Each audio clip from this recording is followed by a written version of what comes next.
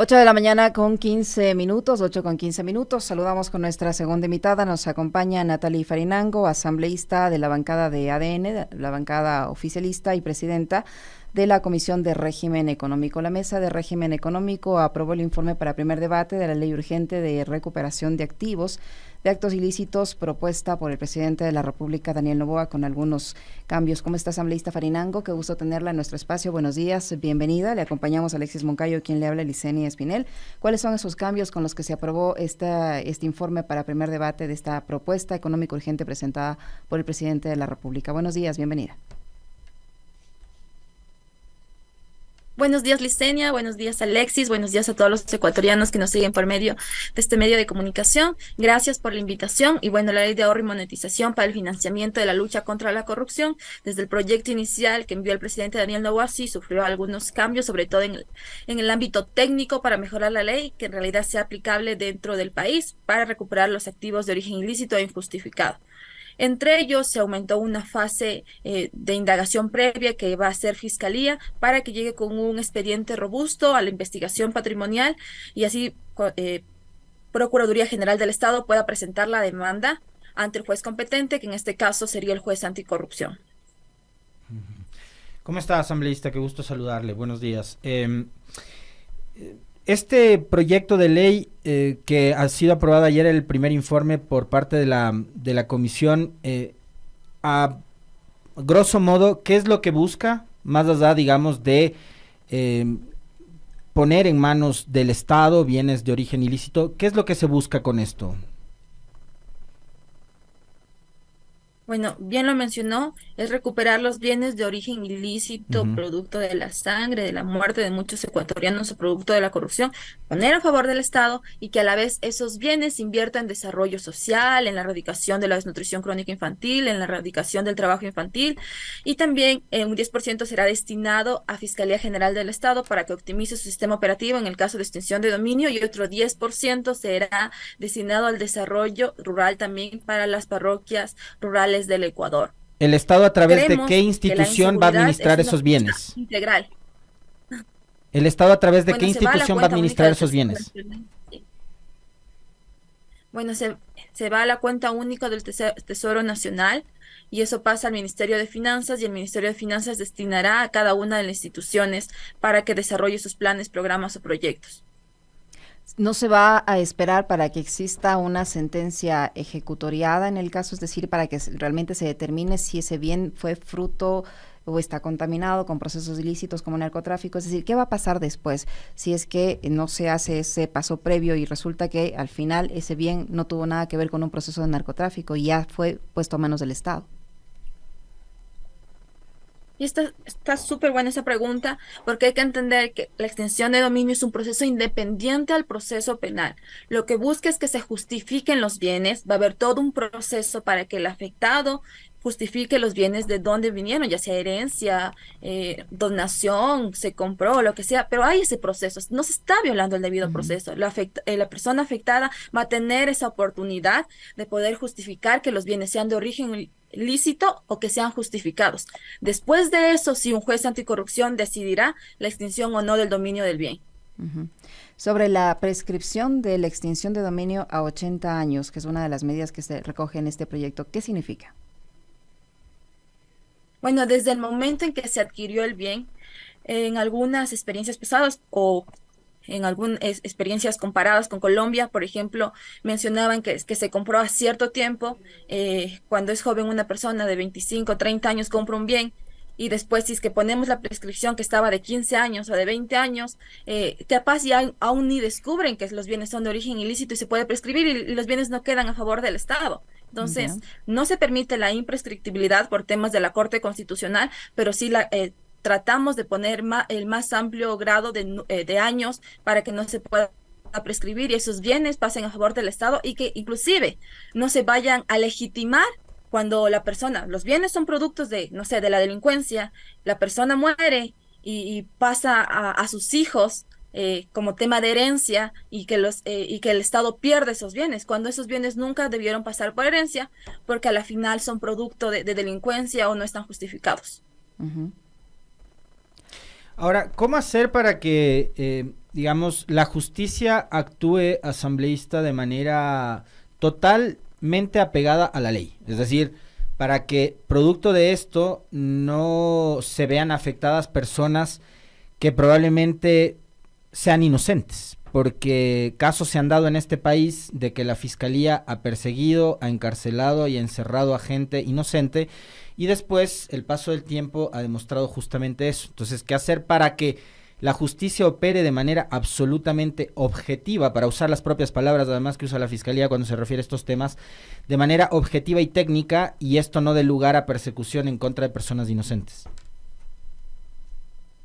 Muy bien. Bueno, la norma determina que es un proceso en donde se debe respetar los bienes del afectado. Como dije, va a ser todo ese proceso en donde pueda corroborar su pueda justificar los bienes, porque es un proceso que persigue a los bienes, no a las personas. Por ende, repito, es independiente del proceso penal, pero siempre hay que estar vigilantes, tanto los organismos de control como la ciudadanía también en general. Por eso estos procesos también son públicos y deben ser transparentes. Ujú. En el ámbito de la contratación pública, ¿qué establece este informe para primer debate? Allí también se acogieron algunos cambios. ¿Y por qué el representante del Partido Social Cristiano no apoyó el informe? Bueno, en el ámbito de la contratación pública, transparenta la contratación pública, impide ya que haya ciertos requisitos previos que han sido objeto de chantajes. Por ejemplo, el informe de pertinencia emitido por la Contraloría General del Estado también se elimina, pone una nueva modalidad de contratación, los IPC, Ingeniería, Procura y Construcción, mediante los cuales la misma persona que realice las consultorías, los planos, también pueda construir la obra y así hacer más eficiente la contratación pública. Y también genera observatorios ciudadanos, mediante los cuales la ciudadanía puede estar pendiente también de todos estos procesos, y se va a crear una unidad antilavado dentro de CERCOP, porque lamentablemente dentro de el sistema de contratación pública también ha Ujú. existido delitos de lavado de activos, y eso debe prevenirse desde mucho antes. Ujú.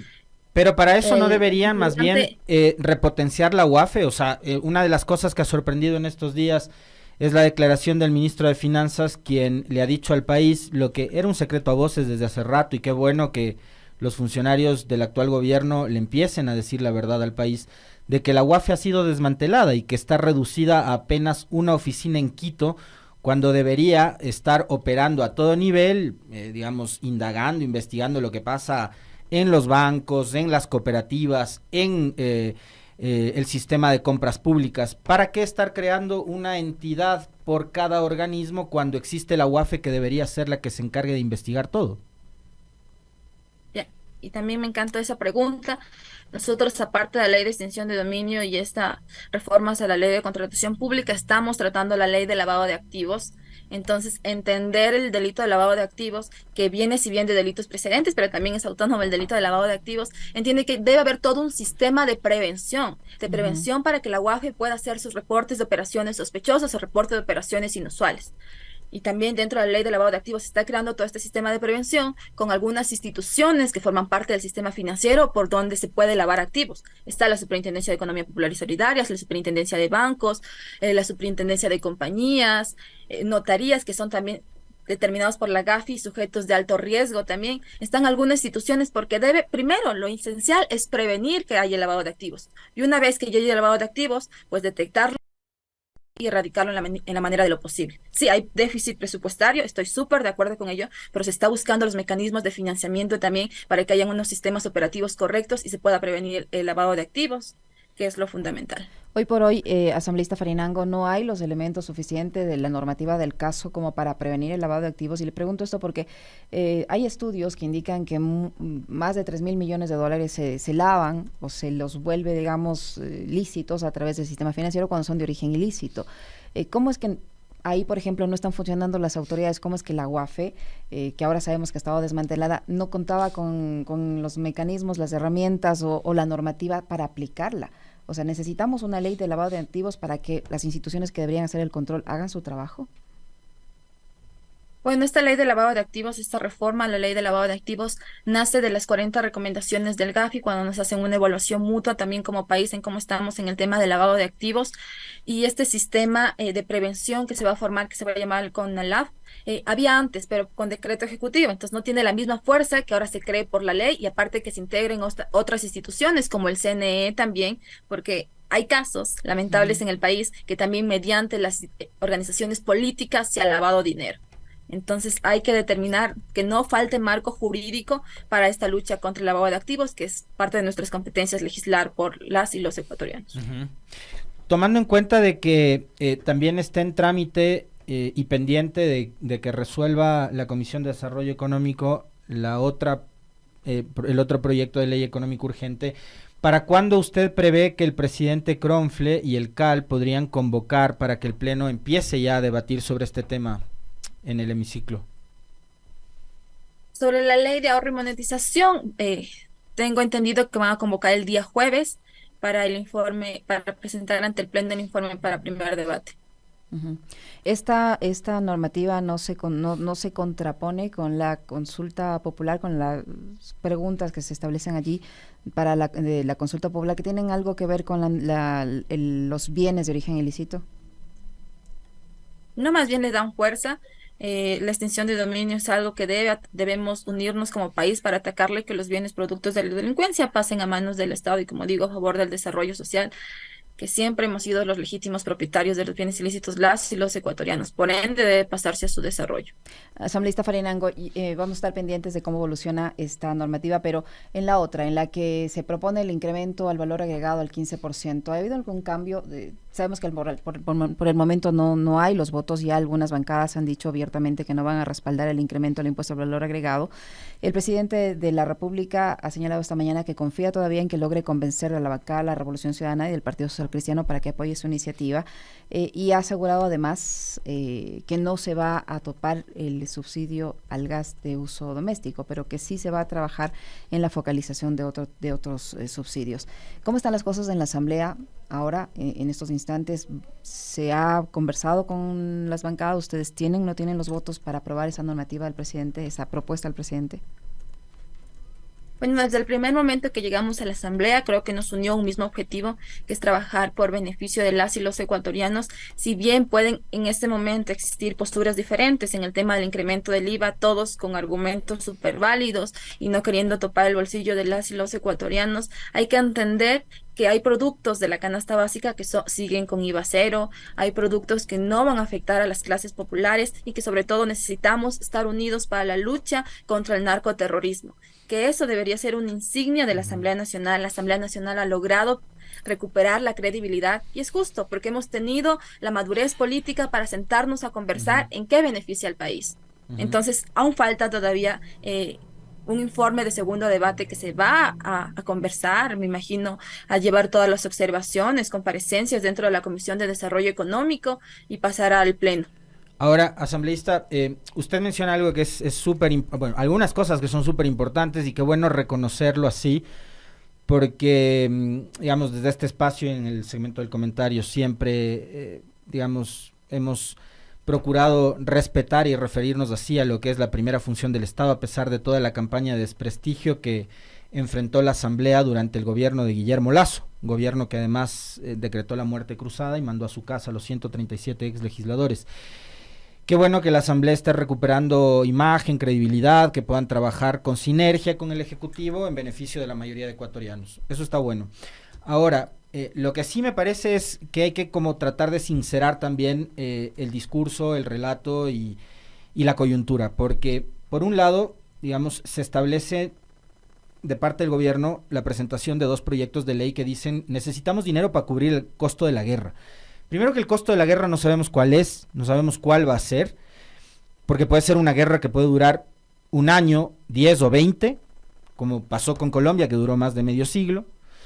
Y lo otro es que el ministro de Finanzas viene diciendo ya durante algunos días que no hay plata ni para pagar los sueldos, es decir, ustedes o el gobierno del presidente Noboa recibieron un estado quebrado.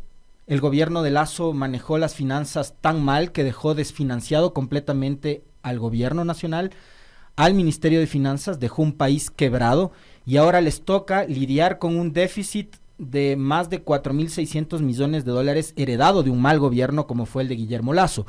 Entonces, o es porque no tienen nada de plata o es porque hay que enfrentar la guerra. ¿Qué le dice su gobierno y qué le dice usted a los electores, a la gente, a los ecuatorianos?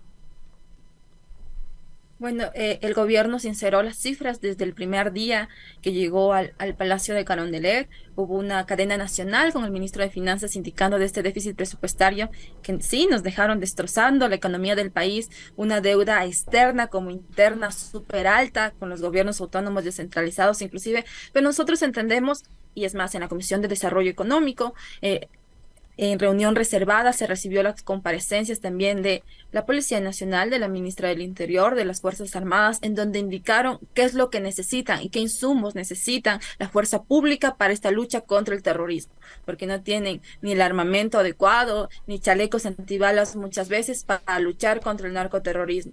Presentaron un informe donde está detallado cuánto se va a destinar para las Fuerzas Armadas, cuánto se va a destinar para la Policía Nacional y cuánto se va a destinar también en la lucha integral contra la corrupción, porque la lucha contra la inseguridad, porque la inseguridad responde a múltiples factores y yo he visto esos programas y aquí lo analizan súper bien. Primero, sí, mano dura con la delincuencia, con esos delincuentes que quizás ya perdieron la humanidad, que no les importa hacer el daño y destruir a las familias ecuatorianas, pero también hay que atender la política social, hay que atender a esos niños, jóvenes, adolescentes, que si hoy no tienen oportunidades, vamos a seguir repitiendo la historia. Hay que darles oportunidades, por ende la importancia de invertir también en los niños, jóvenes y adolescentes. Ujú. Pero también hay que pagar sueldos y el ministro ha dicho no hay plata ni siquiera para pagar los sueldos. Hay que ser ciertos que la mayoría de funcionarios públicos están pidiendo también muchas voces de la ciudadanía, que se elimine también muchos organismos o instituciones públicas, pero el 80% de los funcionarios públicos están enrolados o al sistema de seguridad, o a educación, o a salud, que no nos puede faltar como país. Eso es algo importantísimo y eso, si nosotros invertimos, inclusive nos sirve como política criminal para prevenir futuros delitos. Asambleísta Farinango, ¿están abiertos a incluir las propuestas que han hecho las otras bancadas del Partido Social Cristiano, Revolución Ciudadana y entre otras, para evitar que sea el IVA, el incremento al IVA, que es un impuesto regresivo, la única opción para financiar todas estas necesidades que tiene ahora mismo la caja fiscal? Porque ya es cierto, o sea, la economista Vilma Salgado leyó una parte del acuerdo suscrito con el Fondo Monetario Internacional, donde se presiona al gobierno, quien quiera que estaba en funciones, a pagar o a presionar a la población para un incremento del IVA. Es decir, que ese argumento de que se sube el IVA para financiar la guerra interna se cae por su propio peso, porque con guerra o sin guerra, sin conflicto armado interno, el gobierno que estaba en funciones hoy por hoy tenía que haber incrementado el impuesto al valor agregado para cumplir con el Fondo Monetario Internacional, y ahora obviamente se agrava por la situación de la caja fiscal, una situación complicada a la que el presidente de la República, cuando era candidato, sabía, porque conocía la situación del país, conocía en qué estado iba a recibir las finanzas públicas. No hay forma de que ustedes acepten esas otras propuestas que también les permite recaudar el dinero que se necesita, pero que no implica, o que implica que no se le ponga todo el peso de esta crisis a los sectores más necesitados? Sí, yo he seguido muy de cerca igual los debates de la Comisión de Desarrollo Económico, he visto las otras propuestas que inclusive se han agregado al informe de primer debate, pero siguen siendo insuficientes. O sea, sigue siendo insuficiente cobrar una contribución especial por el tema de la guerra, sigue siendo insuficiente cobrar un impuesto para las ganancias que han tenido los bancos durante los últimos años, que sí, estamos súper de acuerdo toda la ciudadanía y sintonizados que hay que cobrarlo, pero sigue siendo insuficiente si no subimos el IVA y por ende también va a ser de manera temporal. Pero temporal por 3 años es como un poco largo, ¿no? Temporal, hasta ahora consta en el informe por 2 años, pero siguen las conversaciones. Yo entiendo que la Comisión de Desarrollo Económico ha sido también bastante democrática a conversar, que todos planteen sus puntos de vista y así sacar una ley que en realidad nos beneficie.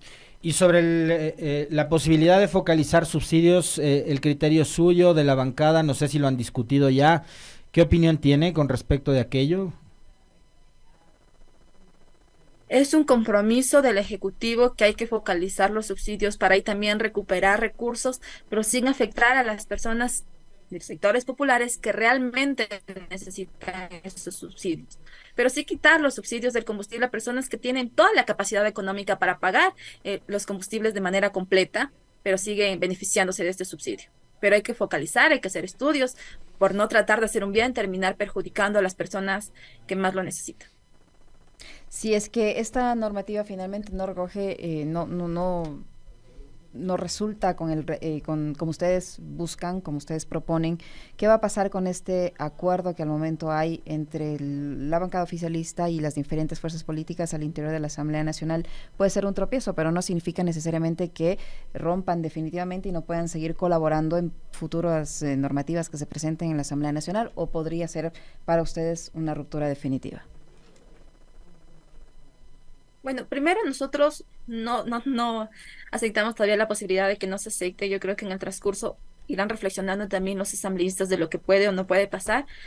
Pero nosotros siempre hemos hablado de hablar y conversar sobre articulados, sobre propuestas puntuales. Entonces, por ejemplo, esta ley de extinción de dominio pasó con 8 votos de 9 votos de los asambleístas integrantes de esta comisión. Entonces hay temas que nos unen a todos y quizás hay líneas rojas que se quebrantan. Pero lo del IVA yo creo que todavía está en discusión, todavía falta un proceso para saber cuál es la decisión de los demás asambleístas. Muchísimas gracias, asambleísta Farinango, muy gentil por habernos atendido. Muy amable. Gracias. Les agradezco por la invitación y nos vemos en una próxima. Claro, las puertas abiertas siempre. Muchísimas gracias al asambleísta que ha estado con nosotros de la bancada de oficialista de ADN, también representante de la Comisión de Desarrollo Económico, la legisladora de régimen económico, Natalie Farinango, que ha estado con nosotros. 8:36, una breve pausa.